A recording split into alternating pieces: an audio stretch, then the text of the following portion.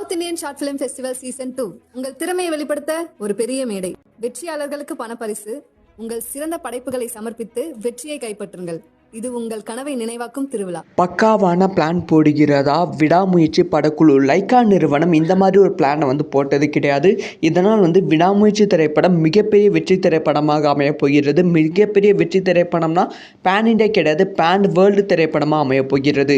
இதை பற்றி ரொம்ப டீட்டெயிலாக தான் பேச போகிறோம். ரொம்ப முக்கியமான வீடியோவாக தான் இருக்கும்.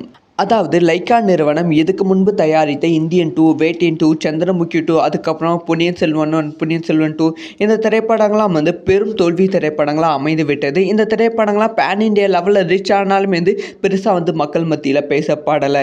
ஆனால் விடாமுயற்சி திரைப்படம் அந்த மாதிரி இருக்கக்கூடாது. இந்த திரைப்படம் பேன் இண்டியா லெவலில் ரீச் ஆகணும். முக்கியமாக விடாமுயற்சி திரைப்படம் பொங்கலுக்கு வெளியாகிறது. அந்த சமயத்தில் மகாராஜா, அதுக்கப்புறம் வனமகன் இந்த மாதிரி நிறைய திரைப்படங்கள் வெளியாவதால் தமிழகத்தில் ஸ்க்ரீன் கவுண்ட் கொஞ்சம் கம்மியாக தான் இருக்கும். ஸோ அதனால் நம்ம ஃபாரினில் இந்த திரைப்படத்துக்கு ஓவராக கான்சன்ட்ரேஷன் பண்ணலாம் அப்படிங்கிற பிளானில் இருக்காங்களாம். அதனால் ஓவர்சீஸில் மட்டுமே விடாமுயற்சி திரைப்படத்தை 3000 ஸ்க்ரீன்ஸ் மேலே ரிலீஸ் பண்ணுவதற்கான பிளானில் இருக்காங்களாம். பொதுவாக தமிழில் இருந்து ஒரு திரைப்படம் பேன் இண்டியா திரைப்படம் ரிலீஸ் ஆச்சுன்னா 1000 1500 ஸ்க்ரீன்ஸ் மட்டும்தான் வெளிநாடுகளில் கிடைக்கும். ஆனால் விடாமுயற்சி திரைப்படத்துக்கு 3000 ஸ்க்ரீன்ஸ் பிளான் பண்ணுவதால் வெளிநாடுகள் மட்டுமே விடாமுயற்சி திரைப்படம் மிகப்பெரிய சாதனை படைப்பதற்கான வாய்ப்புகள் இருக்குது. ஸோ இதுக்கான ஃபஸ்ட்டு ஸ்டெப்பாக அஃபிஷியலாக இங்கிலீஷ் டீசரையும் ரிலீஸ் பண்ணியிருந்தாங்க. படத்தோட அஃபிஷியல் டீசர் ரிலீஸ் ஆகி 3 நாட்களில். இந்த ஒரு விஷயத்தை பற்றி உங்களோட ஒப்பீனியன் என்ன?